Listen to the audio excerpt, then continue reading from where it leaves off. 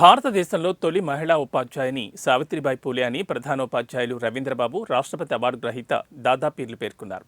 సావిత్రిబాయి పూలే జన్మదిన వేడుకలు ఘనంగా నిర్వహించారు. కడప జిల్లా కాశీనాయన మండలం, కలసపాడు మండలం బ్లోని రెడ్డి కొట్టాల పెండ్లిమర్రి దగ్గరలోని కస్తూరిబా బాలికల విద్యాలయంలో సావిత్రిబాయి చిత్రపటానికి పూలమాలలు వేసి నివాళులర్పించారు. సావిత్రిబాయి పూలే జీవితం మహిళా లోకానికి ఆదర్శమన్నారు. ఆమె జన్మదినాన్ని రాష్ట్ర ప్రభుత్వం ఉపాధ్యాయ దినోత్సవంగా నిర్వహించడం హర్షించదగ్గ విషయమని తెలిపారు.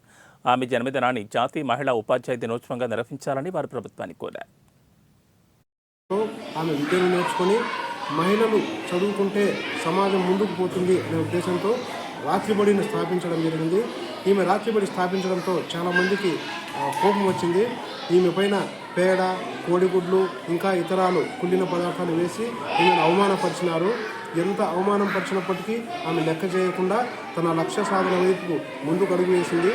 రాత్రిబడి నడిపింది, మహిళలకు చదువు నేర్పింది. చదువుతోనే ఉన్నత శిఖరాలు అధిరోహించవచ్చునని చెప్పి నిరూపించింది. కాబట్టి విద్యార్థులు కూడా ఈమె ఆదర్శంగా తీసుకొని చదవాలి.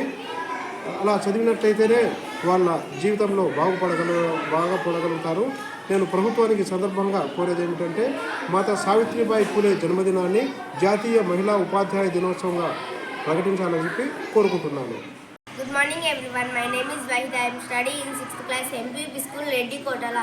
I am telling about Savitribai Phule. Savitribai Phule was born on 3rd January 1831 in Naigaon, Maharashtra.